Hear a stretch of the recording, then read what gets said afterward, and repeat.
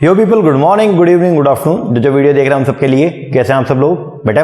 Okay, एक बार फिर से स्वागत है आप सबका हमारे नई वीडियो में। गाइस, आज के इस लेक्चर के अंदर हम लोग जो है वो पढ़ने वाले हैं हमारे इंडियन इकोनॉमी के ऊपर कोविड के इम्पैक्ट को। मतलब ये है कि अपनी जो इंडियन इकोनॉमी है उसके ऊपर कोरोना वायरस का जो है वो क्या इम्पैक्ट पड़ा है, उस सबको हम पढ़ने वाले हैं। और उस इम्पैक्ट को मिटिगेट करने के लिए, वो जो बैड इंपैक्ट जो था उसको खत्म करने के लिए इंडियन गवर्नमेंट ने जो है वो आत्मनिर्भर अभियान जो है वो चलाया। आत्मनिर्भर भारत अभियान जो है वो चलाया था। तो उसके 5 ट्रांच जो है उनके बारे में हम आज की क्लास के अंदर जो है वो डिस्कशन करने वाले हैं। ये जो टॉपिक है अपने जो नॉर्मल डिस्कशन के लिए तो इंपॉर्टेंट है ही, प्लस अपने नेट एग्जाम के लिए बहुत इंपॉर्टेंट है, क्योंकि पिछले पेपर के अंदर जो 17 अक्टूबर को पेपर हुआ था इवनिंग शिफ्ट का, उसमें से 3 क्वेश्चन एज इट इज इसमें से उठ के आए थे फर्स्ट ट्रांच में से। 5 ट्रांच है, तो अब की बार जो है वो भी अभी पूरे प्रॉपर चांसेस बनते हैं कि इसमें से जो है वो दोबारा से क्वेश्चन जो है वो पुटअप किए जाएंगे। तो अपना जो बिजनेस एनवायरनमेंट का टॉपिक है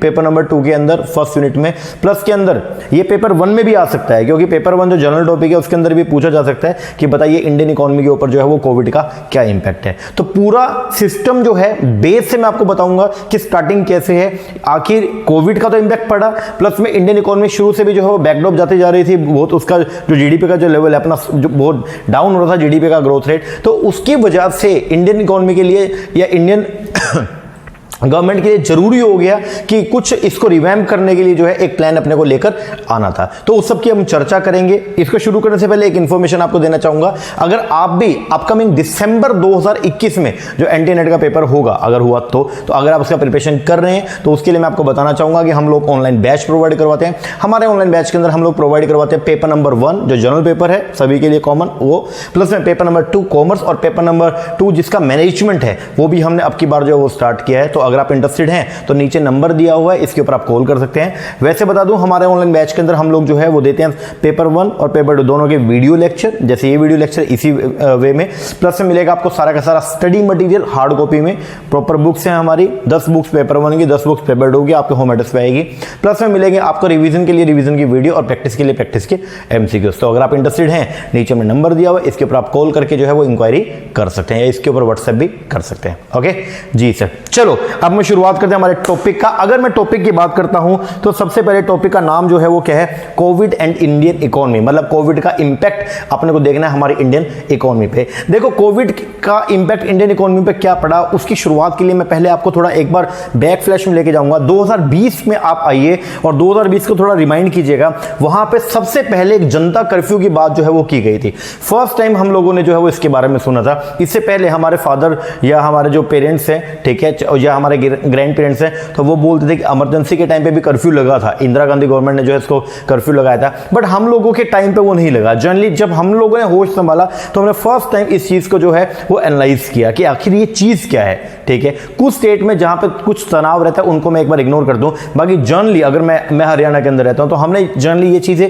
नहीं देखी हैं। ओके जी सर, तो सबसे पहले जो है वो क्या हुआ, जनता कर्फ्यू जो है वो लगाया गया। तो मैंने लिखा यहां पे जनता कर्फ्यू, बोल तो पीपल कर्फ्यू जो है वो लगाया गया था। 14 घंटे का कर्फ्यू जो है वो 22 मार्च 2020 को लगाया गया, सुबह 7 बजे से लेकर के रात को 9 बजे तक। इसके बाद में फर्स्ट जो लॉकडाउन हुआ अपने इंडिया के अंदर, फर्स्ट फेज जो है स्टार्ट हुआ था 25 मार्च को। 25 मार्च से 14 अप्रैल तक पूरा का पूरा जो कंट्री है उसको लॉकडाउन किया गया। उसके बाद इस सेकंड लॉकडाउन हुआ और सेकंड लॉकडाउन जो है वो 15 अप्रैल से 3 मई तक हुआ। फिर थर्ड लॉकडाउन 4 से लेकर 17 मई, और फिर फोर्थ लॉकडाउन जो है, फोर्थ फेज जो था लॉकडाउन का, वो 18 से लेकर 31 मई तक हुआ। तो 25 से लेकर के और 31 मई तक पूरी इकोनॉमी जो है वो लॉकडाउन हो गई थी। पूरी इकोनॉमी जो है वो क्लोज थी, मतलब पूरा लॉकडाउन अपने यहां पे लगा हुआ था। 31 मई के बाद में अपनी इंडियन गवर्नमेंट ने जो है वो धीरे धीरे अनलॉक का प्रोसीजर जो है वो स्टार्ट किया। टोटल मिला के 6 अनलॉक जो है अपने इंडिया ने जो है वो क्या किए, फेस किए। दिखाता हूं मैं आपको। अनलॉक जब स्टार्ट हुआ वो ये अनलॉक 1.0 जो है वो स्टार्ट हुआ आपका 1 से लेकर 30 जून तक। फिर जुलाई के अंदर जो है कुछ और बिजनेसेस को जो है वो बोला गया कि आप जो है वो आप अपना बिजनेस स्टार्ट कर सकते हैं। तो ये धीरे धीरे अनलॉक जो किया गया, तो इकोनॉमी के अंदर बहुत सारे आपके सेक्टर्स हैं। हर सेक्टर को ऐसा नहीं है कि जून के अंदर सबको बोल दिया कि जाइए और जाकर अपना काम करना शुरू कीजिए, नहीं, ऐसा नहीं था। यहां पे बेसिकली क्या हुआ कि गवर्नमेंट ने कुछ सेक्टर जहां पे गवर्नमेंट को लग रहा है कि इनको शुरू करने से जो है मतलब जो बेसिक सेक्टर्स है जिनके शुरुआत करना बहुत ही नेसेसरी है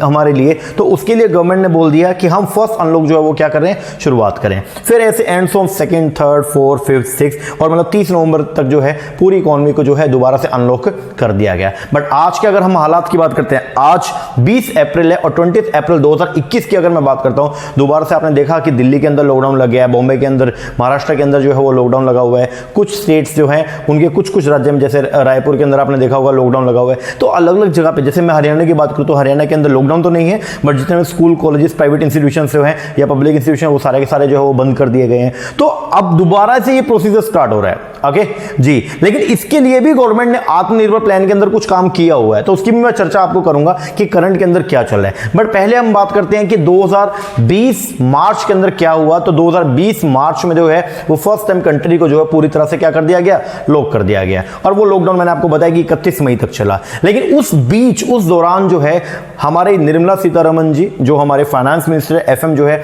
वो आए, उन्होंने प्रेस कॉन्फ्रेंस किया। उनसे पहले मोदी जी ने जो है वो क्या किया था, आत्मनिर्भर भारत अभियान जो है वो चलाया था। तो उसके अगले ही दिन जो है वो प्रेस कॉन्फ्रेंस किया गया और 5 दिन तक लगातार हमारे फिनांस मिनिस्टर ने जो है वो प्रेस कॉन्फ्रेंस करके इंडियन इकोनॉमी को रिवैम्प करने के लिए, इंडियन इकोनॉमी में दोबारा से जान डालने के लिए जो है वो कुछ पैकेज जो है, कुछ स्टिमुलस पैकेज जो है वो प्रोवाइड किया। ओके जी। तो अभी तक हमने क्या पढ़ा कि लॉक का सिस्टम, लॉकडाउन, और फिर हमने पढ़ा अनलॉक का। अब पढ़ते हैं थोड़ा बेस के बारे में। ऐसा नहीं है कि लॉकडाउन की वजह से इंडियन इकोनॉमी खड्डे में गई, ऐसा नहीं है। उससे पहले की कहानी भी अगर आप देखोगे तो आपको समझ में आएगा, बहुत ही ड्रास्टिक कहानी है। अब आइए देखते हैं एक बार, देखिए क्या है। ये मैंने 2 सक्सेसिव क्वार्टर का जो है मैंने यहां पे सिस्टम आपको जो है वो बताया। देखिएगा 2018-19 का डेटा भी आपको दिया हुआ है, 2019-20 का भी और फिर 20-21 का भी। तो अगर मैं पहले बात करता हूं 2018-19 के डेटा की, 18-19 के अंदर देखो पहले क्वार्टर के अंदर, क्वार्टर 1 में जो हमारा जीडीपी का जो ग्रोथ रेट था वो कितना था, 7.1%। ओके, लेकिन वही सेकंड क्वार्टर में 6.2, फिर गिरता जा रहा है, आप देखिएगा कंटिन्यू गिरता जा रहा है, 5.6, फोर्थ क्वार्टर के अंदर 5.7 हुआ, लेकिन उसके बाद फिर आगे देखिए 5.4, 4.6, 3.3 एंड 3.1। तो अगर मैं बात करता हूं 2020 तक का, तो मार्च तक, मतलब 31 मार्च 2020 तक हमारा जो जीडीपी का जो ग्रोथ रेट था वो डाउन होता होता देखिए 3.1% पे आ गया था। इसके बाद मार्च में लॉकडाउन लगा, मार्च में 24-25 से जो वो लॉकडाउन लग गया। देन उसके बाद मार्च में लॉकडाउन लगा, अप्रैल, मई, 31 मई तक पूरी तरह से लॉकडाउन रहा। जून के अंदर फर्स्ट अनलॉक हुआ, लेकिन शुरू के मतलब 2020-21 के फर्स्ट क्वार्टर, जो फर्स्ट क्वार्टर 2020-21 का स्टार्ट हुआ अप्रैल, मई, जून का, तो उसके जब जून के रिजल्ट आए तो वहां पे ये देखा गया कि जीडीपी का जो ग्रोथ रेट था वो डिक्लाइनिंग फेज में चला गया और वो 24.4% से हमारा जीडीपी जो है वो क्या हुआ, डिक्लाइन हुआ। फिर धीरे धीरे अनलॉक और हुआ, ठीक है। तो उसके बाद में अगला जो हमारा सेकेंड जो क्वार्टर आया, जो जून के बाद का, जुलाई, अगस्त, सितंबर का, उसके अंदर जो है ये जो हमारा अभी भी जीडीपी जो है वो हमारा नेगेटिव ही था, लेकिन ये थोड़ा सा अपना जो है वो नेगेटिव कम हुआ और वो -24 से जो है वो कम हो गया, कितना हो गया, -7.3। फिर जो थर्ड क्वार्टर हमारा स्टार्ट हुआ सितंबर के बाद, अक्टूबर, नवंबर, दिसंबर का, उसके अंदर बेसिकली जीडीपी जो है वो पॉजिटिव हुआ हमारा और वो हो गया कितना, जीडीपी का ग्रोथ 0.4%। तो देखिएगा कहां हमारा जीडीपी का ग्रोथ 7.1% था और वहां से आज का जो फेज चल रहा है ये देखिए कहां 0.4% के ऊपर जो है वो आ गया और फिस्कल डेफिसिट भी हमारा बहुत ज्यादा जो है वो क्या हो गया, बढ़ गया। ये सब इकोनॉमी जो है अपने खड्डे में चली गई। कुछ तो अपनी इकोनॉमी पहले से डाउन जा रही थी, ऊपर से कोविड आ गया और उसकी वजह से पूरा का पूरा जो इकोनॉमिक सिस्टम था उसको कोलैप्स हो गया वो। अब देखिए कितना प्रॉब्लम है, आपके आगे ही है। पास का डेटा अगर आप देखते हो 7.1%, कहां 2018 की शुरुआत के अंदर 7.1% जीडीपी का ग्रोथ रेट और वो डाउन होता होता देखिएगा -24.4 पे चला गया। तो इकोनॉमी शुरू से भी घट्टे में जाती जा रही है, लगातार इकोनॉमी जो है अपनी कोलैप्स हो रही थी और उसके बाद में जो है वो 2020-21 के फर्स्ट क्वार्टर के अंदर देखिए कहानी कहां से कहां पहुंच गई। अब ये बहुत ही ड्रास्टिक चीज हुआ। इस चीज को सही करने के लिए गवर्नमेंट ने कुछ मेजर उठाए, अभी हम पढ़ेंगे उसके बारे में। अब मैंने 5 साल का लगातार आपको कुछ वो बताया, जो अपनी मोस्पी है, मोस्पी मतलब जो हमारी मिनिस्ट्री है जो स्टैटिस्टिकल डेटा को जो कलेक्ट करने का काम करती है, तो उसने यहां पे दिया 2014-15 के अंदर हमारा जो ग्रोथ था वो था 7.4% का, देन ये बढ़ के 8% हुआ 2015-16 में, फिर 16-17 में 8.3 हुआ, बट उसके बाद ये लगातार डाउन जाता गया 7%, 6.1, फिर 4, और 2020-21 के अंदर -8% जो है ये इसका ओवरऑल जो है वो जीडीपी का ग्रोथ रेट जो है वो काउंट किया गया। ओके हाँ जी, तो ये सब चीज इतना मतलब आपका जो कॉन्ट्रैक्शन जो है वो लगातार जो है वो क्या होते जा रहा है, बढ़ते जा रहा है जीडीपी का। तो इसको रिवैम्प करने के लिए गवर्नमेंट जो है वो कुछ उसने प्लान लेके आया। अब आइए थोड़ा सा पढ़ते हैं इंपैक्ट के बारे में। The spread of the covid in the early month of the year 2020 lets to a total lockdown. जब ये स्प्रेड हुआ कोविड का तो उसकी वजह से टोटल लॉकडाउन हो गया इकोनॉमी के अंदर for more than 2 month commencing 24 March 2020। This severely impact the domestic economic activity, और इसने जो है बहुत ही बुरी तरीके से हमारी जितनी भी डोमेस्टिक इकोनॉमिक एक्टिविटी थी उन सबको क्या किया, प्रभावित किया। In Feb and March 2020 IMF ने, वर्ल्ड बैंक ने, मतलब फरवरी और मार्च के अंदर ही, मतलब लॉकडाउन से पहले ही IMF, international monetary fund, world bank and most investment banks and credit agency ने प्रेडिक्ट किया था कि जीडीपी का जो ग्रोथ है इंडिया के अंदर फाइनेंशियल ईयर 2021 के अंदर वो लगभग 0 से लेकर 2% के बीच में रहेगा। However all subsequent projection pointed out that the rate of growth will be negative. लेकिन बाद में प्रोजेक्शन जो है वो ये हुए कि अब जीडीपी का ग्रोथ जो है वो पॉजिटिव छोड़ो, वो क्या हो जाएगा, नेगेटिव हो जाएगा। Most growth projection now say that the GDP growth rate in 2020-21 is likely to significant negative -5% और इवन मोर। और जो उन्होंने प्रेडिक्शन लगाया बिल्कुल सही हुआ, क्योंकि 2020-21 का जो अपना ग्रोथ रेट था जीडीपी का वो -8% पे चला गया था। आगे ऑन मई 22 2020 आरबीआई के जो गवर्नर है शक्तिकांता दास, उन्होंने ये बोला कि कोविड-19 pandemic will likely led to the contraction in the Indian GDP. उन्होंने ये बोला था कि पेंडेमिक की वजह से जो है अपने इंडिया का जो जीडीपी है वो क्या हो जाएगा, कॉन्ट्रैक्ट हो जाएगा। आगे contraction in the GDP statistically means that the 2021 GDP will be less than what it has been the 1920. Economists now argue that the contraction in the GDP 2021 will be the most widespread contraction India has ever seen. और वहां पे economist ने generally ये बोला कि 2020-21 के अंदर जो कॉन्ट्रैक्शन हुआ वो इंडिया के पूरे लाइफ टाइम का सबसे खतरनाक कॉन्ट्रैक्शन था। इतना जीडीपी हमारा डाउन तो आज तक कभी भी नहीं गया। The lockdown which was imposed on the economy on 24 March 2020 impact about 50 to 55% of the economy. लगभग 50 से 55% ऑफ इकोनॉमी को जो है इसने क्या किया, प्रभावित किया। And according to the Pranab Sen chief former chief statistician potentially led to the weekly loss जो है वो लगभग 2 लाख करोड़ का जो है या 1% ऑफ द टोटल अपना जो जीडीपी का हर हफ्ते जो है वो क्या हो रहा था, नुकसान हो रहा था। अब इसको सही करने के लिए ये जो अपना जीडीपी जो लगातार अपना डाउन जा रहा था, इस चीज को सही करने के लिए इंडियन गवर्नमेंट ने जो है वो एक बेसिकली स्टिमुलस पैकेज जो है वो प्रोवाइड किया, जिसको हम बोलते हैं self reliant India. Self reliant मतलब आत्मनिर्भर, अपने ऊपर जो है वो निर्भर है, हमको किसी और के बारे में सोचने की रिक्वायरमेंट नहीं है, किसी और के ऊपर अपने को फोकस करने की जरूरत नहीं है। तो वो एक पैकेज है, उसके बारे में बात करते हैं।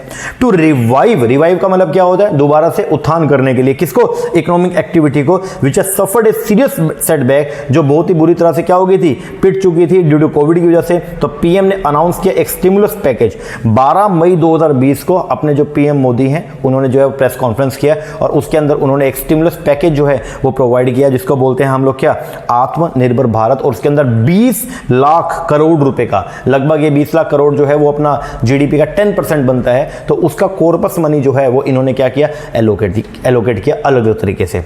तो बोलता है दिस मैसिव स्टिमुलस पैकेज, ये जो इतना बड़ा जो ह्यूज स्टिमुलस पैकेज जो दिया गया, did not appear to leave any major sphere untouched. ये जो स्टिमुलस पैकेज आया तो वो ऐसा था कि इसने लगभग सभी हिस्सों को जो है, पूरी इकोनॉमी के सभी पार्ट को जो है इसने क्या किया, टच किया, किसी भी पार्ट को अनटच नहीं रहा। Touch as the PM bought out the physical artillery to complement the reserve bank monetary blast spread over some of the earlier week, puffing Indian firmly in the league of the biggies that have gone all out against the virus. In speech PM ने ये बोला that his package would focus on land. PM ने बोला कि हमारा जो package है वो फोकस करेगा किसके ऊपर, लैंड पे, लेबर पे, लिक्विडिटी पे, लो पे, and would deal with such sector as cottage industry, MSME, working class, middle class and the industry. मतलब हमने सभी, ये जो हमने आत्मनिर्भर भारत अभियान जो चलाया, इसके अंदर हमने सभी लोगों का जो है वो क्या रखा है, ध्यान रखा है, चाहे कोई भी हो, चाहे आप एमएसएमई है, चाहे आप कॉटेज इंडस्ट्री है, चाहे आप एम्प्लॉइज हैं, सबकी जो है हमने इसके अंदर जो है वो क्या रखा है, ध्यान रखा है। He also talk of the focus on the empowering the poor. उसके अंदर जो है वो फोकस ये भी किया गया कि हम पुअर को एम्पावर करेंगे,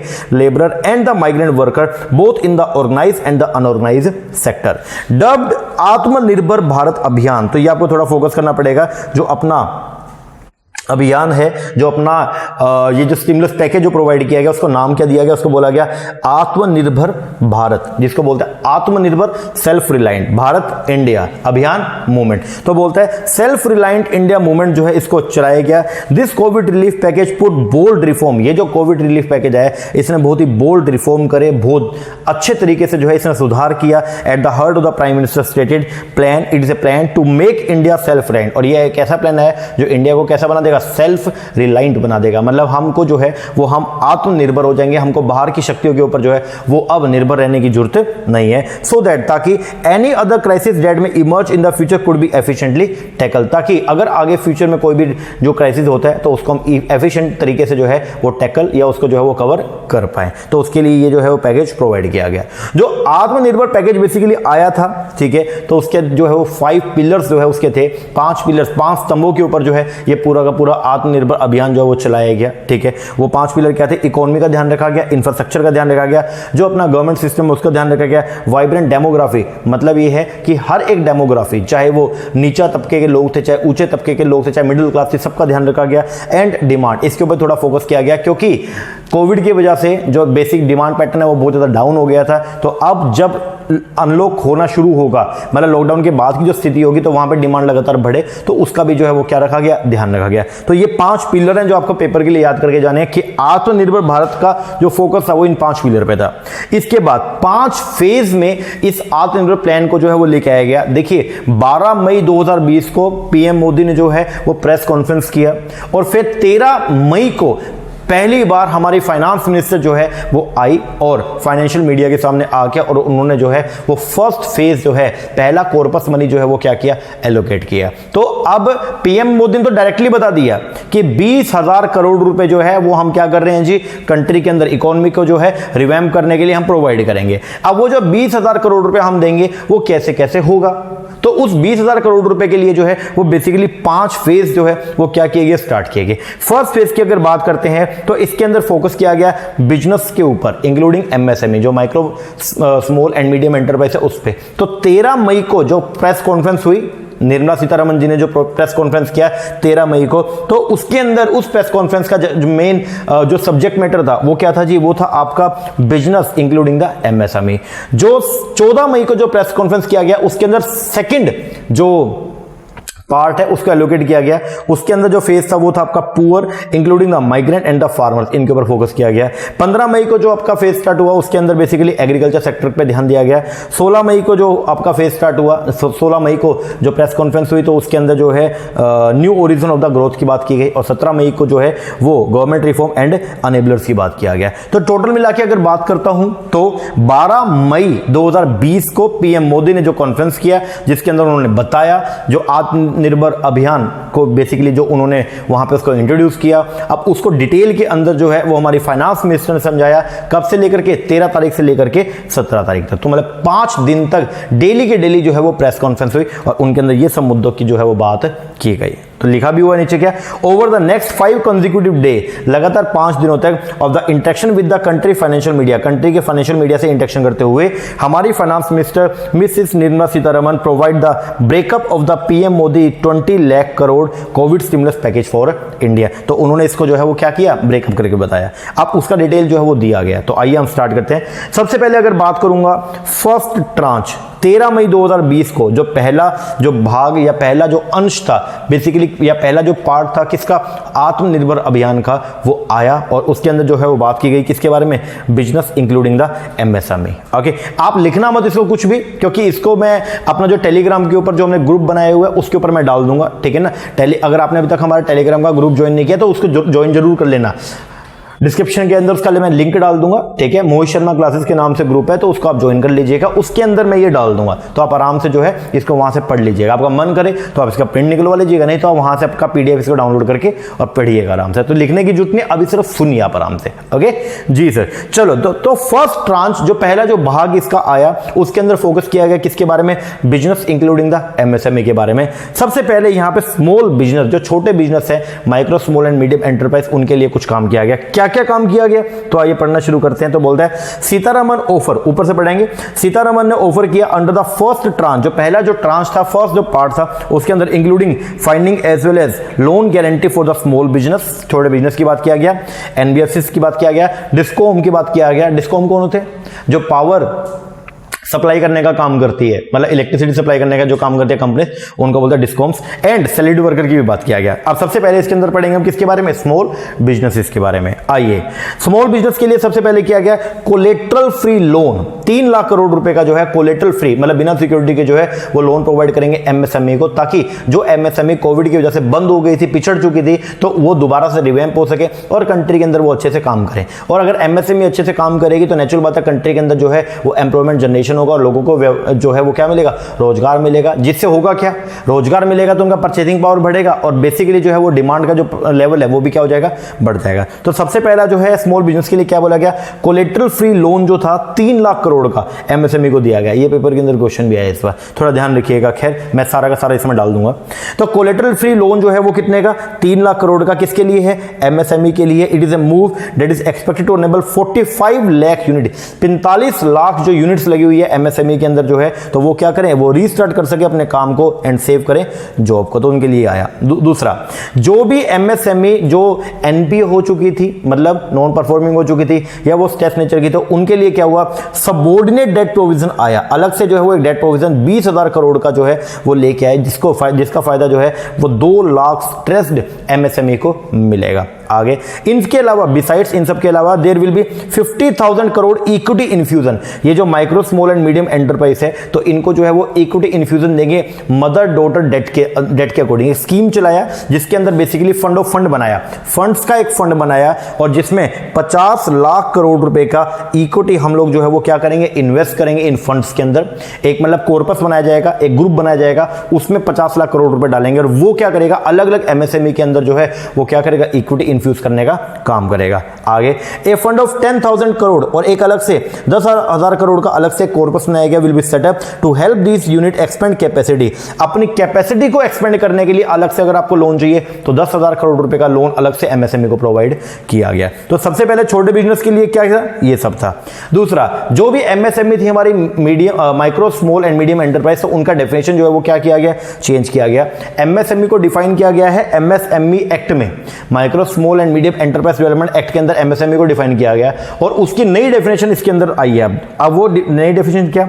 तो मैंने दोनों लिखा, यहां पे एग्जिस्टिंग भी है आपके यहां पे और फिर आपके रिवाइज भी आएगी। सबसे पहले एग्जिस्टिंग की बात करूंगा। माइक्रो में क्या था? पहले वहां पे बाइफर्केशन था, मैन्युफैक्चरिंग यूनिट्स का अलग था और सर्विस सेक्टर का अलग था, लेकिन अब यहां पे जो है वो बाइफर्केशन को जो है वो क्या कर दिया? खत्म कर दिया। तो पहले क्या था? अगर आप माइक्रो यूनिट में कब आओगे? अगर आपने जो इन्वेस्टमेंट करी है किसी भी उसमें, तो वो 25 लाख रुपए से कम है अगर आपकी इन्वेस्टमेंट, तो आप आओगे माइक्रो में। 25 से ऊपर 5 करोड़ रुपए तक है तो आप आएंगे किसमें? स्मॉल में। और अगर आपकी जो इन्वेस्टमेंट है वो 5 करोड़ से ज्यादा 10 करोड़ रुपए तक है तो आप आएंगे किसमें? मीडियम। और 10 करोड़ से अगर ऊपर हो जाएगा तो फिर आप जो है वो आएंगे किसके अंदर? वो आप लार्ज इंडस्ट्री में आ जाएंगे। लेकिन और सर्विस में मैंने ये नीचे लिखा हुआ है। अब इस सिस्टम को पूरा चेंज किया गया और क्राइटेरिया जो है वो नया क्या डाला गया? अब बोलता है कंपोजिट क्राइटेरिया, इन्वेस्टमेंट और एनुअल टर्नओवर, इन दोनों को अब जो है वो अपने को क्या करना है? चेक करना है। तो अब कौन इंडस्ट्री को माइक्रो आप बोलेंगे? तो उसके लिए बोला गया क्या? अगर कोई भी ऐसी इंडस्ट्री जिसके अंदर इन्वेस्टमेंट 1 करोड़ रुपए से कम है इन्वेस्टमेंट और प्लस उसके टर्नओवर 5 करोड़ रुपए से कम है, अगर आप ये दोनों कंडीशन को क्या करते हैं? फुलफिल करते हैं, तो आप आएंगे किसमें? माइक्रो में। अगर आपकी इन्वेस्टमेंट 1 करोड़ से ज्यादा है लेकिन 10 करोड़ से कम है और अगर आपके टर्नओवर 5 करोड़ से ज्यादा है लेकिन अगर 50 करोड़ से क्या है? कम है, तो आप आएंगे किसके अंदर? आपके स्मॉल में। और अगर आपके टर्नओवर जो है वो 50 करोड़ या उससे ज्यादा हो गई है लेकिन 100 करोड़ से क्या है? कम है, या आपकी इन्वेस्टमेंट 20 करोड़ से क्या है? कम है, तो आप आएंगे किसके अंदर? आपके मीडियम एंटरप्राइज में। लेकिन अगर कभी ऐसा हुआ इन्वेस्टमेंट 20 करोड़ से ज्यादा हो गया या आपके टर्नओवर 100 करोड़ से ज्यादा हो गया तो आप आएंगे किसमें? लार्ज में। तो अब आप मीडियम के अंदर नहीं, अब किसमें आ जाओगे? लार्ज में। तो ये थोड़ा याद करके जाइएगा कि एमएसएमई की जो क्राइटेरिया था उसकी डेफिनेशन उसको क्या कर दिया? चेंज कर दिया। तो नई डेफिनेशन जो है वो ये बता रखा है। पहले वाली डेफिनेशन में सिर्फ इन्वेस्टमेंट चेक किया करते थे किसके अंदर? Investment in the plant and machinery या इक्विपमेंट पे, लेकिन अब सिस्टम को क्या किया गया? चेंज किया गया। अब इन्वेस्टमेंट तो चेक करेंगे और साथ में हम टर्नओवर जो है इसको भी क्या करेंगे? चेक करेंगे। ओके जी सर। आगे फिर global tender will be disallowed. पहले क्या होता था, कंपनी जो गवर्नमेंट जो कॉन्ट्रैक्ट थे तो उनके लिए जो है हम फॉरेन वालों को बोलते थे कि आप भी जो है वो बिड लगा सकते हो, जिससे होता क्या था कि जो बेचारे हमारे एमएसएमई है उनको ये बिड मिलती नहीं थी। तो अब क्या किया गया, ग्लोबल जो टेंडर होते हैं तो उनको जो है वो डिसअलाउड कर दिया। कोई भी फॉरेन की कंपनी अगर इंडियन कोई मतलब इंडियन गवर्नमेंट अगर कोई बेसिकली कॉन्ट्रैक्ट जो है वो इशू कर रही है और बिड लगवा रही है, तो अगर वो 200 करोड़ रुपए तक का कोई कॉन्ट्रैक्ट है तो उसके लिए फॉरेन वाले को डिसअलाउ कर दिया और बोल दिया कि आप तो इन कॉन्ट्रैक्ट के अंदर जो है वो अप्लाई कर ही नहीं सकते हो। तो यहां पे क्या था, Indian MSME and other company generally face competition, ये अनफेयर नेचर का कंपटीशन फेस करते थे बेचारे, किससे, फॉरेन कंपनी से। तो इनको रिवैम्प करने के लिए इंडियन गवर्नमेंट ने जो है वो क्या कर दिया, ग्लोबल टेंडर जो है उसको डिसअलाउ कर दिया अप टू 200 करोड़ रुपए। तो मतलब 200 करोड़ रुपए तक के जितने भी टेंडर हैं वो सिर्फ लोकल जो अपने फर्म्स हैं, बोले तो इंडियन जो फर्म्स हैं उन्हीं को मिलेंगे, फॉरेन फर्म्स को ये नहीं मिलेंगे।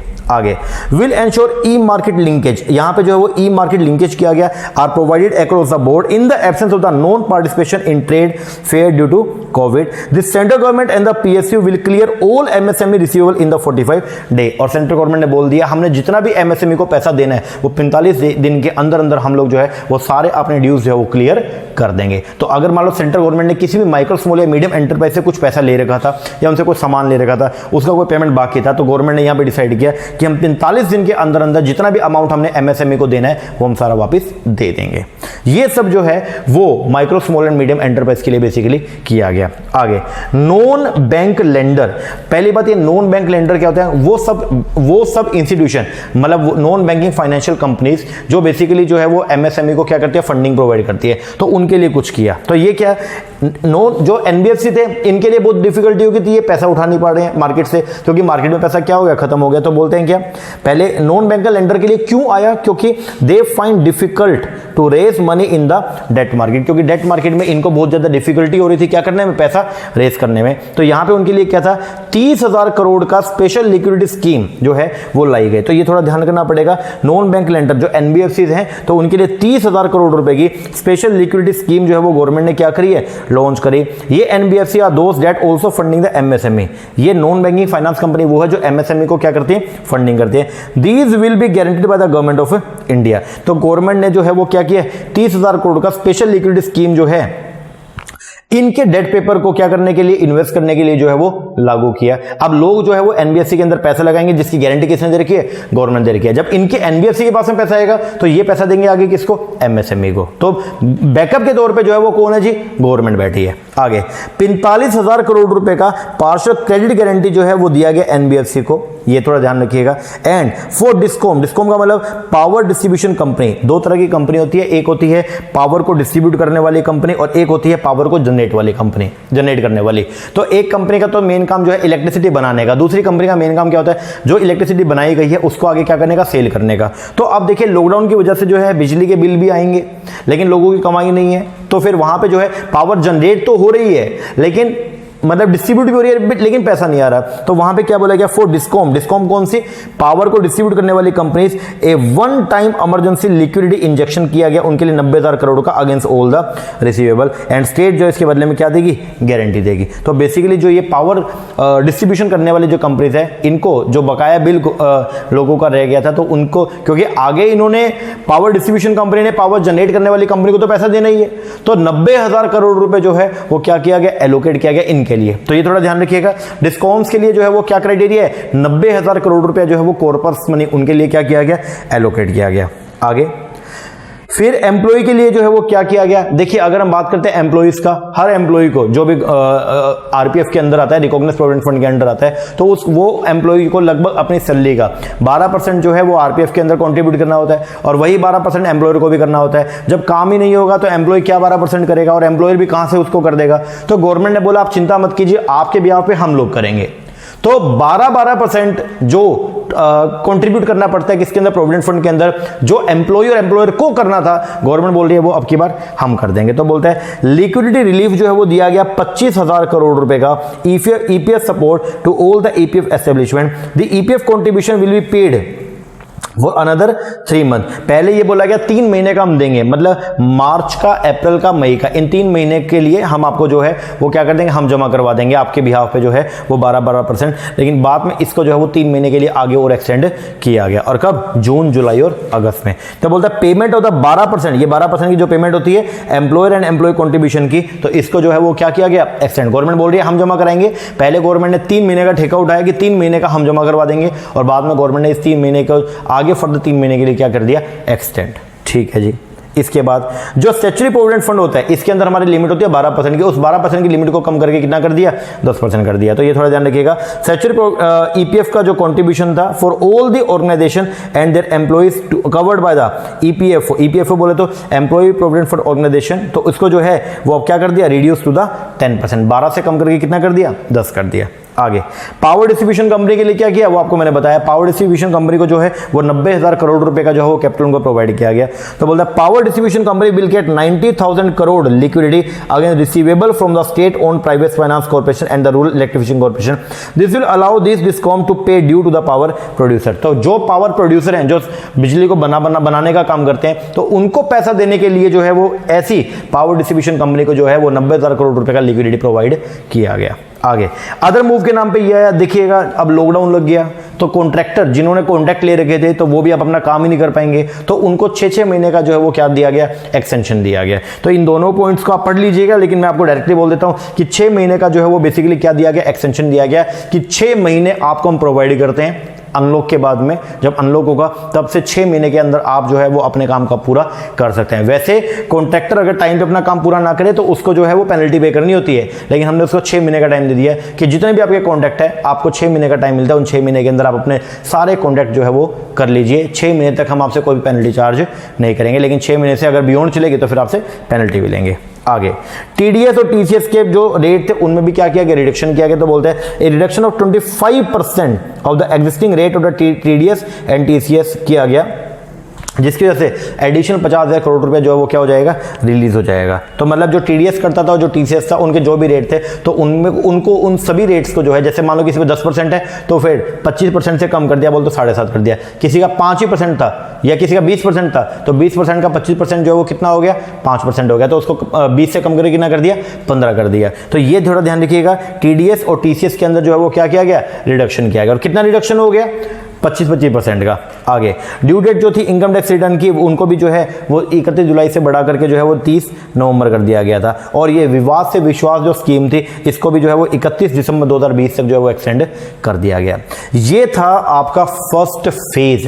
पहले फेज के अंदर जो है वो गवर्नमेंट ने बिजनेसेस के लिए जो है वो ये सब काम किया। ये पहला फेज है जो अभी तक हमने पढ़ा। ये देखिएगा मैं आपको दिखा दूं किस किस के बारे में। ये पहले तो शुरुआत में एमएसएमई के बारे में 3 लाख करोड़ का कॉर्पस, फिर 20,000 करोड़ का, फिर 50,000 करोड़ का, 10,000 करोड़ का, मतलब वो 50,000 करोड़ का तो इक्विटी इन्फ्यूजन हो गया। फिर कैपेसिटी को एक्सपेंड करने के लिए 10,000 करोड़ का अलग से, फिर ये नया डेफिनेशन आ गया। फिर इसके बाद में ये ग्लोबल टेंडर के लिए जो है बाहर वालों को हमने मना कर दिया। फिर ई मार्केट लिंकेज करवाया गया और जो एमएसएमई को गवर्नमेंट ने पैसा देना है 45 दिन का, गवर्नमेंट बोली कि 45 दिन में सारा पैसा दे देंगे। एनबीएफसी को बोला गया कि 30,000 करोड़ रुपए का आपको स्पेशल हम पैसा प्रोवाइड करेंगे ताकि आपके पास वो पैसा आएगा तो आप आगे दोगे किसको, एमएसएमई को। फिर अलग से क्रेडिट गारंटी स्कीम के लिए चलाया गया। पावर डिस्ट्रीब्यूशन वालों को 90,000 करोड़ का कॉर्पस दिया गया। एम्प्लॉइज के लिए क्या बोल दिया, 6 महीने के लिए अब गवर्नमेंट जो है वो आपके ब्याह पे पैसा जमा करवाएगी ईपीएफ में।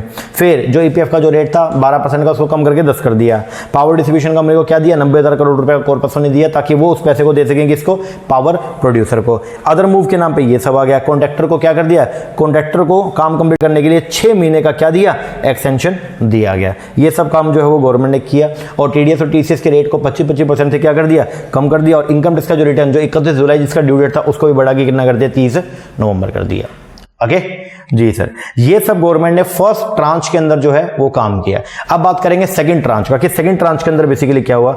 सेकंड ट्रांच आया कब, 14/5/2020 को आया, मतलब 14 मई को जो है वो सेकंड ट्रांच आया। इसका जो मेन फोकस था वो था किसके ऊपर, poors including the migrant and the farmer. इनकी जो है इसके ऊपर चर्चा की गई थी। अब इनके लिए जो सेकंड ट्रांच है इसमें क्या था, second tranche put the focus on the migrant worker, small farmer and the poor in the manner shown below. सबसे पहले था free food for the migrant, जो भी माइग्रेंट थे, मतलब जो शहर को छोड़ के जा रहे थे, जैसे आपने देखा महाराष्ट्र से बहुत सारे जो यूपी बिहार के जो माइग्रेंट्स थे वो छोड़ के वापस अपने कंट्री में आ रहे थे, अपने राज्य में आ रहे थे, तो आपने देखा कि बीच में यातायात तो बंद हो गया था, तो वो पैदल ही चल पड़े उसके लिए। तो उन लोगों को जो है वो फ्री फूड की जो है वो बात की गई। तो गवर्नमेंट ने क्या किया, for the migrants who do not have the NFS, जिनके पास में national food security act card नहीं है या स्टेट कार्ड, मतलब मोटा मोटी राशन कार्ड नहीं है, तो उनके लिए क्या किया गया, 5 किलो वीट या राइस पर पर्सन एंड 1 किलो चना पर फैमिली पर मंथ जो है अगले 2 महीने के लिए प्रोवाइड किया गया। और ये सब जो है वो रीच होगा थ्रू द स्टेट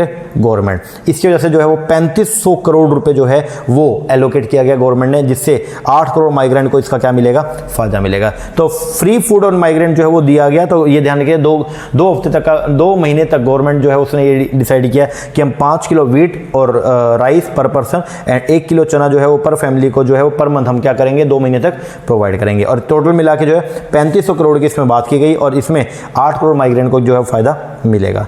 इसके बाद one nation one ration card की जो है वो बात की गई। तो यहाँ पे ये बोला गया नेशनल पोर्टेबिलिटी राशन कार्ड बनाया गया। इस स्कीम के अंदर क्या होगा कि आपका अगर राशन कार्ड है तो आप किसी भी डिपो पे जाकर के जो है वो अपना राशन ले सकते हैं। It can be use in any ration shop that will applicable across the country. अगर 2020 के अंदर जो है 67 करोड़ बेनिफिशियरी जो है वो 23 स्टेट के and 83% of the PDS beneficiary को इसके अंदर क्या किया गया, कवर किया गया। और ये बोला गया हम 31 मार्च 2021 तक लगभग 100% लोगों को इसके अंदर कवर कर लेंगे। तो अभी तक इसका कोई लेटेस्ट डेटा नहीं है, बस अब ये समझिएगा कि इसके अंदर जो है वो क्या था कि one nation one ration card की स्कीम लॉन्च किया गया और 100% लोगों को कवर करने का जिम्मा कब तक का था, 31 मार्च 2020 तक का। आगे रेंटल एकोमोडेशन के लिए जो बेसिकली क्या बोला गया, अब देखो माइग्रेंट जो है वो उस मान लो महाराष्ट्र को छोड़ के जो है वो मान लो यूपी चले गए या बिहार आ रहे हैं, अब वो आएंगे वहां पे रहेंगे, तो उनके रहने रुकने के लिए जो है वो कुछ बड़ी बड़ी कंपनीज को बोला गया कि आप उनके लिए जो है वो क्या करो, घर बनाओ। ठीक है, अगर आप उनके लिए घर बनाते हो और वो वहां पे आके रहेंगे तो आपको हम लोग कुछ क्या करेंगे, सब्सिडी प्रोवाइड करेंगे। तो यहाँ पे क्या बोलता है, under the PM Awas Yojana scheme चलाएगी क्या, किसकी, for renting the house for migrant worker has been propose. Under the scheme, इस स्कीम में incentive will be offered to the private manufacturing unit. जो प्राइवेट मैन्युफैक्चरिंग यूनिट है हम उनको क्या देंगे, इंसेंटिव देंगे और इंडस्ट्रियल यूनिट को इंसेंटिव देंगे कि वो डेवलप करें अफोर्डेबल हाउसिंग एंड कन्वर्ट करें government funded houses into affordable renting accommodation for migrant worker.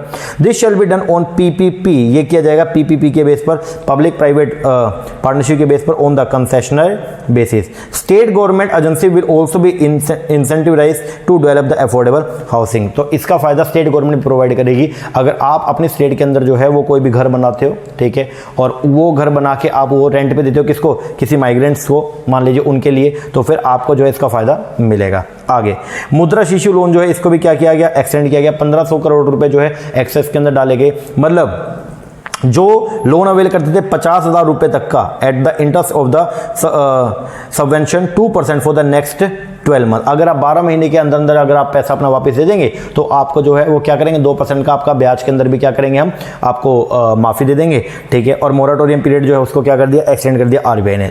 तीसरा, 3 करोड़ पीपल विल गेट, ऐसा करने से 3 करोड़ लोगों को जो है वो क्या होगा, मुद्रा शिशु लोन का फायदा मिलेगा और कितना, 1500 करोड़ रुपए का। ठीक है जी। इसके बाद स्ट्रीट वेंडर, जो बेचारे स्ट्रीट वेंडर्स हैं अपने, स्ट्रीट वेंडर कौन, जो जैसे रेडी रूडी लगाने वाले लोग हैं, तो उनके लिए क्या था, स्पेशल स्कीम जो है स्ट्रीट वेंडर के लिए चलाया टू अवेल द 5000 करोड़ रुपए का लोन फैसिलिटी हम उनको प्रोवाइड करेंगे। Under this scheme A street vendor will be given 10,000 रुपए फॉर द वर्किंग कैपिटल। मतलब उस रेडी वाले को या जो फेरी लगाते हैं तो उन लोगों को जो है वो 10,000 रुपए हम प्रोवाइड करेंगे, किसके लिए, वर्किंग कैपिटल को चलाने के लिए। मतलब उनको एज ए वर्किंग कैपिटल देंगे ताकि वो अपना काम जो है वो शुरुआत कर सकें। फिर अफोर्डेबल हाउसिंग, इसके लिए जो है वो कुछ काम किया गया। तो ये बोलते हैं इसके लिए एक स्कीम थी CLSS। तो ये क्या, credit link subsidy scheme for the middle income household के लिए चलाया गया कि अगर आपको घर बनाने के लिए पैसा चाहिए तो गवर्नमेंट आपको जो है वो पैसा प्रोवाइड करेगी। तो ये बोलते हैं CLSS सब्सिडी स्कीम चलाएगी फॉर मिडिल इनकम हाउसहोल्ड के लिए in the income group of 6 से 18 लाख एक्सटेंड टू द 31 मार्च 2021। तो पहले ये 31 मार्च 2020 तक की स्कीम थी। 2017 में स्कीम आई थी जिसमें हम आपको जो है वो क्या करेंगे, सब्सिडी प्रोवाइड करेंगे अगर आप लोन लेते हैं घर बनाने के लिए। तो इस स्कीम को अगले 1 साल के लिए आगे दोबारा एक्सटेंड कर दिया गया। This will lead to investment, इसकी वजह से क्या होगा, 70,000 करोड़ की इन्वेस्टमेंट होगी in the housing and the kick start sector में for steel and the cement and the create job. और अगर लोग अब घर बनाएंगे तो उससे जो है स्टील इंडस्ट्री को, सीमेंट इंडस्ट्री को फायदा मिलेगा और जॉब भी क्रिएट होंगे। फिर फॉर ट्राइबल, अगर बात करता हूं किसका, ट्राइबल एरियाज में रहने वाले जो लोग थे तो उनके लिए जो है वो क्या किया गया, 6,000 करोड़ वर्थ के प्रपोजल जो है वो आया स्टेट के अंडर कैंपा फंड। ये कैंपा का मतलब जो है वो क्या होता है, compensatory afforestation fund management and the planning authority. Tribal people will get employment, जो ट्राइबल पीपल है उनको क्या मिलेगा, एम्प्लॉयमेंट मिलेगा इन द फॉरेस्ट मैनेजमेंट के अंदर, wild life protection management and other forest related activity. तो ट्राइबल के लिए जो है वो 6,000 करोड़ रुपए वर्थ का जो है प्रपोजल दिया गया। आगे स्मॉल एंड मार्जिनल फार्मर्स के लिए जो वो क्या किया गया, 30,000 करोड़ रुपए का जो है वो एडिशनल कैपिटल जो है वो लेके आया गया नाबार्ड की वजह से। तो नाबार्ड जो है अब हमने बोल दिया कि ये जो रबी की और जो खरीफ की जो अपनी फसल होती है तो उसके लिए 30,000 करोड़ रुपए का जो है वो किसानों को हम क्या करेंगे, सहायता प्रोवाइड करेंगे।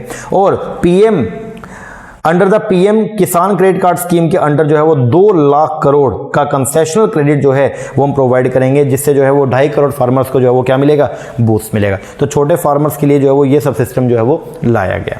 आगे फिर आया जी 15 मई, और 15 मई को थर्ड ट्रांच जो है वो जारी किया गया। ये था बेसिकली किसके ऊपर, एग्रीकल्चर के ऊपर। अब इसमें क्या किया गया, third tranche including the step for the farmer, इसमें स्टेप उठाया गया फार्मर्स के लिए and such sector such as the food processing and the allied activity. अब इसमें सबसे पहले नंबर पे क्या आया, फॉर अपग्रेडिंग द इंफ्रास्ट्रक्चर, मतलब एग्रीकल्चर में इंफ्रास्ट्रक्चर को अपग्रेड करने के लिए। देखो अपने इंडिया के अंदर क्या है कि बेसिकली जो कोल्ड स्टोरेज है वो अपने इंडिया के अंदर इतने नहीं है। फसल उग जाती है लेकिन आपने देखा होगा गेहूं जो है वो ओपन में पड़ा रहता है और सड़ जाता है वहां पे पड़ा। तो उसके लिए जो है अपने इंडिया में एग्रीकल्चर इंफ्रास्ट्रक्चर को डेवलप करने के लिए जो है 1 लाख करोड़ रुपए जो है वो गवर्नमेंट ने क्या करे, एलोकेट करे। तो मैंने ऊपर लिखा पहले इसका lack of adequate cold chain and infrastructure, क्योंकि इंडिया में lack of adequate cold chain infrastructure नहीं है, तो उसके लिए 1 लाख करोड़ रुपया जो है वो क्या किया गया, लाया गया for strengthening the farm gate infrastructure like the cold chain, post harvest storage infrastructure etcetera. आगे फिर एक नई स्कीम आई vocal for local with the global outreach जो है वो लेके आया गया। इसके लिए क्या 10,000 करोड़ रुपए का फंड जो है वो micro food scheme will be execute किया गया with the cluster based approach. जैसे अगर हम बात करते हैं हल्दी की तो तेलंगाना के अंदर हल्दी है, आगे आंध्र प्रदेश के अंदर जो है वो मिर्च है, तो उनके लिए बेसिकली 10,000 करोड़ रुपए का एक माइक्रो फूड स्कीम जो है वो लॉन्च किया गया। आगे गवर्नमेंट ने जो है वो फिशरमैन के लिए, मछली पालन करने वाले लोगों के लिए जो है वो क्या किया, गवर्नमेंट ने लॉन्च किया, विल लॉन्च प्रधानमंत्री मत्स्य संपदा योजना। अब ये मत्स्य संपदा योजना जो है वो किसके लिए, मत्स्य मतलब फिशरमैन्स के लिए, for the development of the marine and the inland fishery. 20,000 crore रुपया, ये थोड़ा ध्यान रखना, इनके लिए 20,000 करोड़ रुपया जो है वो स्पेंड किया गया कि इनका जो ये गैप आ रहा है उसको हम क्या करेंगे, फिल करेंगे। इसकी वजह से जो है वो एडिशनल 70 लाख टन जो है वो मछली का उत्पादन किया जाएगा और एम्प्लॉयमेंट जो है 55 लाख लोगों को नई एम्प्लॉयमेंट जो है वो जनरेट की जाएगी। तो उसके लिए प्रधानमंत्री मत्स्य संपदा योजना जो है वो क्या लॉन्च किया गया। आगे फिर जो अपने लाइव स्टॉक हैं, जैसे आपने भैंस हो गई है, गाय हो गई है, ठीक है, पिग हो गए, तो इनको जो है इनको 100% वैक्सीनेशन प्रोवाइड करने के लिए जो है वो 13,343 करोड़ रुपीस जो है वो एलोकेट किया गया for vaccinization of the livestock of in India to eradicate foot and mouth disease. तो उनको जो पशु हैं उनको जो डिसीज है तो उनको दूर करने के लिए 100% वैक्सीनेशन जो है उनका किया गया। आगे जो हाई मिल्क प्रोड्यूसिंग एरिया है तो उनको और भी बूस्ट करने के लिए जो है 15,000 करोड़ रुपए जो है वो एलोकेट किया गया। तो बोलता है 15,000 crore will be spent on ramping up the dairy infrastructure, also investment will be made in the cattle feed. आगे 4,000 करोड़ रुपए जो है वो दिया गया for growing of the herbal and the medical plants के लिए। 10 लाख हेक्टेयर ऑफ लैंड जो है वो भी एलोकेट किया गया, जहां पे जाके आप जो है वो ये हर्बल जो है प्लांट्स को क्या करेंगे, उगाएंगे और वहां पे जो है वो उनसे दवाई बनाने का जो है वो क्या करेंगे, काम करेंगे, जिससे 5 करोड़ फार्मर्स को जो है वो क्या मिलेगा, रोजगार मिलेगा। आगे increase income and quality of bee, जो बेसिकली मधुमक्खी है, तो मधुमक्खी के लिए जो है वो क्या किया गया, 500 करोड़ रुपया जो है वो एलोकेट किया बी कीपिंग के लिए, मतलब वो मधुमक्खी पालन करते हैं ना, तो उनके लिए ये किया गया। This will help 2 lakh bee keepers.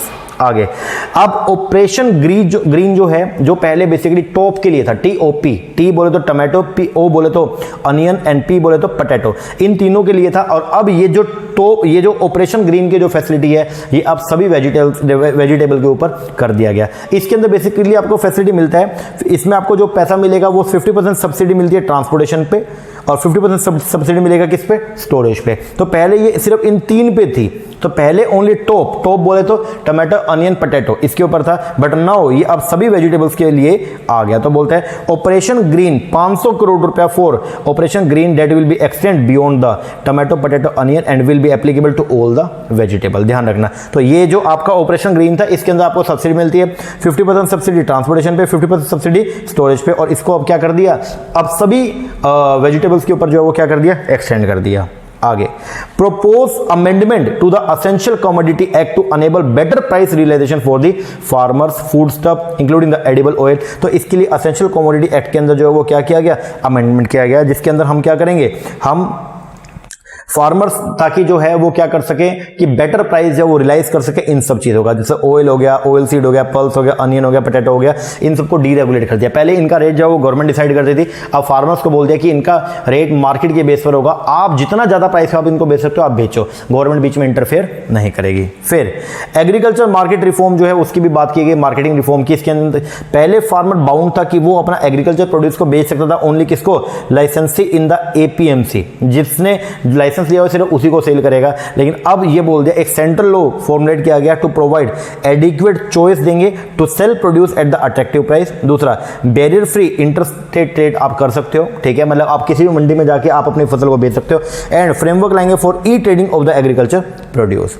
इसके बाद में agriculture produce price and quality assurance, इसके लिए भी जो है इसको ट्रांसपेरेंट करने के लिए एक मैकेनिज्म लाया गया कि अब इलेक्ट्रॉनिकली आप अपनी फसल को कहीं भी बेच सकते हो, उसके लिए ट्रांसपेरेंट सिस्टम हमने लेके आए हैं। ये सब किया गया, ये था थर्ड ट्रांच।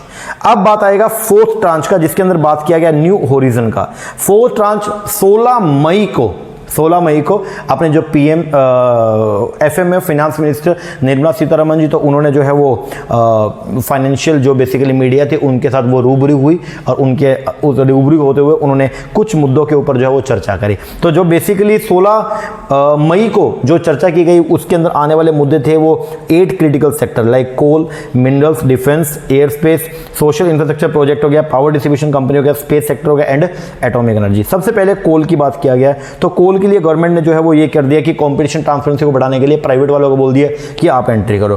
तो गवर्नमेंट इंट्रोड्यूस कर रही है कमर्शियल माइनिंग करेगी अब किसकी, कोल की। India need to reduce the import of the substitutable coal and increase self reliance in the coal production. तो पहले इंडिया बाहर से इंपोर्ट करता था, उसको अब हम खत्म करेंगे, हम सेल्फ रिलायंट होना चाहते हैं। तो यहाँ पे क्या गवर्नमेंट जो वो इंट्रोड्यूस करेगी competition transparency and the private sector participation in the coal sector. इसके लिए 50,000 करोड़ रुपया जो है वो इंफ्रास्ट्रक्चर, कोल के इंफ्रास्ट्रक्चर को डेवलप करने के लिए जो है वो गवर्नमेंट ने 50,000 करोड़ रुपए खर्च किया for the evacuation of enhance CIL coal India limited को एनहांस करने के लिए। और टारगेट क्या था, 1 billion ton of the coal production करेंगे बाय 2023-24 तक, plus coal production from the private blocks. तो बेसिकली क्या कि इसका इंफ्रास्ट्रक्चर को डेवलप करने के लिए ध्यान रखना बस कि कोल सेक्टर के अंदर क्या था, इंफ्रास्ट्रक्चर को डेवलप करने के लिए गवर्नमेंट ने 50,000 करोड़ का कॉर्पस मनी एलोकेट किया।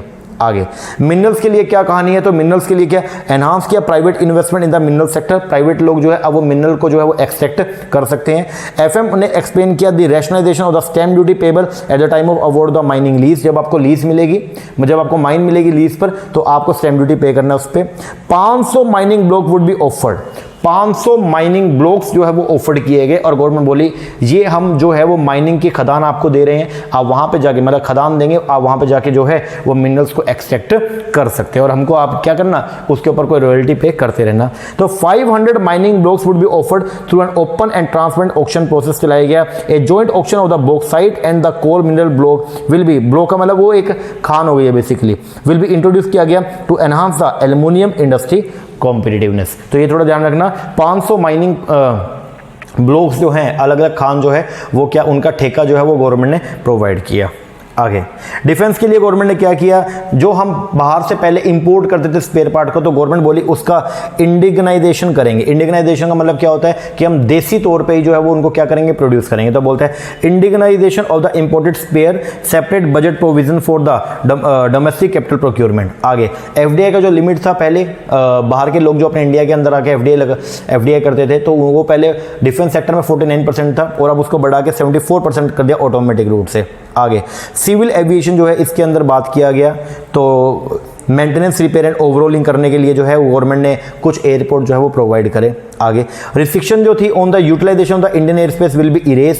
पहले जो रिस्ट्रिक्शन थी कि इंडियन एयर स्पेस जो है उसको यूटिलाइज नहीं कर सकते सिविलियन के लिए, अब वो जो रिस्ट्रिक्शन थी उसको हटा दिया गया, मतलब अब इसको सिविलियन फ्लाइंग के लिए जो है वो यूज कर सकते हैं। आगे गवर्नमेंट जो है वो work hard to make India a global hub. Government जो है वो बहुत अच्छे तरीके से काम करेगी, किसके लिए, इंडिया को ग्लोबल हब बनाएंगे कि इंडिया के अंदर जो एयरक्राफ्ट है वो क्या हो सके, वो मेंटेन भी होंगे, रिपेयर भी होंगे और उनका ओवरऑलिंग भी होगा। आगे एयरपोर्ट अथॉरिटी जो है इंडिया की, उसने क्या की, अवार्ड किया 3 एयरपोर्ट, 6 में से 3 एयरपोर्ट को उन्होंने अवार्ड किया। ठीक है, 6 एयरपोर्ट जो है उन्होंने दिए, जिनमें से 3 को उन्होंने बोल दिया इन 3 पे आप ऑपरेशन एंड मेंटेनेंस करेंगे on the PPP, private public partnership basis पे। Additional investment by the private player on the 12 airport in first and the second round expected to the 13,000 crore रुपए जो है वो प्राइवेट प्लेयर जो है वो इनके ऊपर क्या करेगा, लगाएगा। तो ये थोड़ा ध्यान रखना कि 3 एयरपोर्ट जो है, मतलब 6 एयरपोर्ट जो है वो एलोकेट किए गए हैं एयरपोर्ट अथॉरिटी ऑफ इंडिया ने। ठीक है, 6 एयरपोर्ट, जिनमें से 3 जो है वो उनको काम दिया गया क्या, ऑपरेशन और मेंटेनेंस का। आगे पावर सेक्टर के लिए जो है वो बेसिकली क्या था, एक तो वो आपको मैंने बताया 90,000 करोड़ वाली कहानी, और दूसरा ये power distribution company in the UT, जो यूटी के अंदर है, टू बी प्राइवेटाइज, उनको हम क्या करेंगे, प्राइवेटाइज करेंगे in line with the new tariff policy. जो न्यू टैरिफ पॉलिसी है ये मैंने नीचे लिखा हुआ है, इसके अंदर बेसिकली क्या होगा, इसमें हम कुछ सुधार करेंगे, किसमें, कंज्यूमर राइट्स के बारे में प्रमोट करेंगे इंडस्ट्री को and sustainability of the sector. तो ये थोड़ा ध्यान रखना, पावर सेक्टर में जो रिफॉर्म किया गया उसमें तीनों की बात की गया, टैरिफ पॉलिसी में रिफॉर्म किया जाएगा 3 बातों को लेकर के, पहला कंज्यूमर राइट्स, दूसरा promote industry and third is the sustainability of the sector. आगे boosting the private sector investment, उसको बूस्टअप करने के लिए जो है वो क्या करेंगे, boosting private sector investment in the social infrastructure throughout the revamp viability gap funding, कितना, 8100 करोड़ रुपए का। आगे स्पेस सेक्टर के अंदर जो है वो क्या बोला गया, बूस्टिंग द प्राइवेट पार्टिसिपेशन, इसमें भी मतलब बेसिकली गवर्नमेंट जो है वो क्या करिए, प्राइवेट लोगों को बोल रही है कि तुम आओ और पैसे लगाओ इसके अंदर, हम आपको फैसिलिटी प्रोवाइड करेंगे लेकिन तुम अब काम करना शुरू करो। तो स्पेस सेक्टर के अंदर गवर्नमेंट ने क्या बोला, बूस्ट किया Indian private participation in the space sector. Government is working on A liberal Jio special policy के ऊपर जा रही है, लिबरल होती जा रही है, रिस्ट्रिक्शन को हटाते जा रही है। प्राइवेट सेक्टर टू बी को traveller in the Indian space sector, अब इंडिया का जो स्पेस सेक्टर है उसके अंदर पहले ओनली गवर्नमेंट थी, अब गवर्नमेंट के साथ में प्राइवेट वाले भी आ जाएंगे through the launcher satellite service, commented the finance minister. आगे एटॉमिक एनर्जी के अंदर क्या बोला गया, government intend to link India robust startup ecosystem to the nuclear sector. हम जो है इंडिया का जो ये जो रोबस्ट इकोसिस्टम था इसको न्यूक्लियर सेक्टर के अंदर हम क्या करेंगे, इंट्रोड्यूस करेंगे। आगे technology development cum incubation centre will be set up किया जाएगा फॉर फोस्टिंग, बढ़ाने के लिए synergy between the research facility and the tech entrepreneur. Establishment of the research reactor in the PPP mode for production of the medical isotopes. तो medical isotopes को produce करने के लिए पब्लिक और प्राइवेट दोनों मिलकर के जो क्या करेंगे, काम करेंगे। आगे और फिर आखिरी ट्रांच आया, 5th ट्रांच जो आया बेसिकली अगली डेट को। तो इसके अंदर क्या, सबसे पहले इसमें मनरेगा स्कीम में Mahatma Gandhi national rural employment guarantee जो स्कीम है इसके अंदर क्या एडिशनल फंडिंग क्या 40,000 करोड़ रुपए का। ठीक है, जो बजटरी एस्टीमेट है उसके अलावा इसके अंदर 40,000 करोड़ रुपए का एडिशनल फंडिंग किया गया। हेल्थ के लिए बोल दिया सभी जो डिस्ट्रिक्ट है वो इन्फेक्शनस जो डिसीज है उसके लिए अलग से हॉस्पिटल जो है वो क्या करेंगे, ओपन करेंगे। आगे एजुकेशन के लिए जो है वो क्या करेंगे, 1 टीवी चैनल जो है वो चलाया गया 1 से लेकर 12वीं क्लास तक के बच्चों के लिए, और टॉप 100 यूनिवर्सिटी जो है उनको परमिट किया गया कि वो अपना ऑनलाइन कोर्स जो है वो स्टार्ट करें। आगे IBC insolvency and bankruptcy code जो था तो उसके लिए जो प्रोसीजर था उसको जो है वो क्या कर दिया, बढ़ा दिया। मतलब कोई भी आपका मुद्दा आईबीसी में तभी जाएगा, पहले तो 1 लाख रुपए से ऊपर वाला सब जा रहे थे, लेकिन अब उनका लिमिट को बढ़ा के कितना कर दिया, 1 करोड़। मतलब कंपनी का जो डिसोल्यूशन है तो उसके लिए पहले जो है वो मिनिमम थ्रेशोल्ड जो है वो कितनी थी, 1 लाख थी, अब उसको बढ़ा के कितना कर दिया, 1 करोड़। तो अब कंपनी का डिसोल्यूशन आईबीसी के अंडर तभी होगा अगर वो 1 करोड़ वाला मुद्दा है। तो क्या बोलते हैं, covid related debt to be exclude कर दिया from the the definition of the default, तो डिफॉल्ट की डेफिनेशन में से जो है इसको हटा दिया। मतलब अगर मान लो पहले 1 लाख रुपए तक अगर मतलब आपने किसी पर्सन को 1 लाख का डेट पे करना था और अगर आप डेट का भुगतान टाइमली बेसिस पे नहीं कर पा रहे हो तो आपकी कंपनी को लिक्विडेट कर देंगे। अब कोविड की वजह से तो बहुत सारी कंपनी ऐसी हैं जो अपना टाइम पे डेट का पेमेंट नहीं कर पाई, तो वो तो सभी लिक्विडेट होंगी। तो यहां पे उस लिमिट को बढ़ा दिया और बढ़ा के कितना कर दिया, 1 करोड़ कर दिया, ध्यान रखिएगा।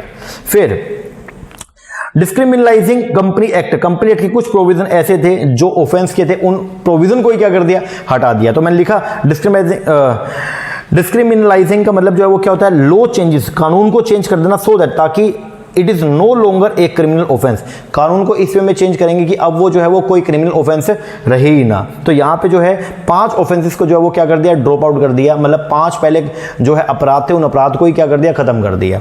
आगे लिस्टिंग नॉर्म्स कंपनी के लिए बहुत ही इजी कर दिया। मतलब ये कि कोई भी कंपनी नाउ लिस्ट कर सकते हैं securities directly in the foreign jurisdiction, foreign में जाकर के अपनी सिक्योरिटी की लिस्टिंग करवा सकते हैं। न्यू पब्लिक सेक्टर पॉलिसी जो है वो डेवलप किया गया। ऑल सेक्टर आर ओपन, जितने भी सेक्टर थे जो पब्लिक सेक्टर थे उन सबको प्राइवेट के लिए भी जो है वो क्या कर दिया, ओपन कर दिया। अब प्राइवेट वाला भी उन सेक्टर में जाकर के जो है वो काम कर सकता है। All sector are open to the private sector, all sector are open to the private sector will public sector enterprise, और जबकि पब्लिक सेक्टर एंटरप्राइज भी वहां पे काम करेगा लेकिन वो अपना इंपॉर्टेंट रोल प्ले करेगा ओनली डिफाइंड एरिया में।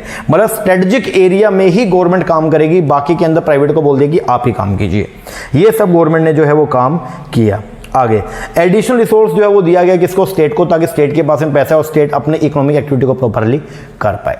ये था आपका आत्मनिर्भर भारत अभियान, जो अपना सेल्फ रिलायंट इंडिया पॉलिसी जो अपना आया था बेसिकली। तो उस मूवमेंट के अंदर जो है ये 5 ट्रांच जो है वो बेसिकली क्या किया गया, जारी किया गया। तो एडिशनल रिसोर्स जो है वो स्टेट को, ये सब हो गया। अब यहां पे मैंने टोटल अमाउंट आपको बताया ब्रेकअप करके, जो 5 आपके ट्रांच आया था उन 5 में देखो पहले के अंदर इतना 20 लाख करोड़ रुपए था ना, तो 20 लाख करोड़ में पहले में 5 करोड़, फिर ये 5 करोड़ 94 लाख, फिर 3 10, फिर 1 50, फिर 48, ये सब टोटल हो गया ये वाला, ठीक है, इतना अमाउंट था। फिर अर्लियर मेजर इंक्लूडिंग जो पहले से किया गया प्रधानमंत्री गरीब कल्याण योजना के अंदर वो था 1,92,000, और आरबीआई ने जो एक्चुअल के अंदर काम किया इनके लिए वो है 8 लाख रुपए, 8,01,603 करोड़ रुपए, ठीक है। तो ये सब जो है इसको मिला दें, अगर ये वाला अमाउंट और ये वाला अमाउंट दोनों मिला दूं तो ये अमाउंट मेरा टोटल बनता है। तो ये थोड़ा ध्यान रखिएगा कि टोटल कॉर्पस मनी जो 20 लाख करोड़ का था वो अब जो है वो कितना हो गया, ग्रैंड टोटल उसका 20,97,000। तो इसके अंदर ना दोनों ने मिलकर काम किया है, इंडियन गवर्नमेंट तो है ही है और साथ में आरबीआई ने भी जो है वो क्या करी है, फंडिंग करी है। तो अल्टीमेटली दोनों की मिला करके फंडिंग जो है वो कितने की थी, 20 लाख करोड़ रुपए की थी। तो ये थोड़ा ध्यान रखिएगा। ओके जी सर, ये हो गया जी अपना total. That's all about the covid का impact on the Indian economy. Covid का इंपैक्ट क्या पड़ा, तो मैंने पहले जीडीपी बताया, लगातार डाउन हुआ। देन उसके बाद उसको रिवाइव करने के लिए इंडियन गवर्नमेंट ने क्या किया, तो उसके लिए आत्मनिर्भर भारत अभियान जो है उन्होंने क्या किया, चलाया। ओके जी सर, लो जी, ये हो गया आपका कंप्लीट कोविड का impact on the Indian economy. इसको आप कीजिए। अब मिलेंगे कल हमारे एक नई वीडियो के साथ में, जिसके अंदर हम जो है वो 17 अक्टूबर को जो पेपर हुआ था कॉमर्स का 2020 में, उसके मॉर्निंग शिफ्ट की बात करेंगे। इवनिंग शिफ्ट की चर्चा मैं कर चुका हूं, पहले मैंने 2 वीडियो डाली हुई है, आप हमारे चैनल पे जाइएगा, वहां पे जाके देखिएगा। 2 वीडियोस हैं, 100 क्वेश्चन की जो है वो 2 वीडियोस हैं। 50 क्वेश्चन एक में समझाया, 50 क्वेश्चन दूसरे में समझाया। कल मिलेंगे एक नई वीडियो के साथ में, जिसमें मॉर्निंग शिफ्ट का जो पेपर आया था उसकी हम चर्चा करेंगे। ओके जी सर, चलो आप ये कीजिए, बाकी मिलते हैं कल नई वीडियो के साथ में। लेक्चर कैसा लगा कमेंट करके जरूर बताइएगा। अपने दोस्तों के साथ जो है इसको जरूर शेयर कीजिएगा, उनको भी, ताकि ये वैल्यूएबल इंफॉर्मेशन मिल सके। ओके, और इसका पीडीएफ मैं अपने टेलीग्राम के ऊपर डाल दूंगा, तो वहां से आप इसको जो है वो डाउनलोड कर लीजिएगा। ओके जी सर, तो मिलते हैं कल, तब तक के लिए थैंक यू वेरी मच।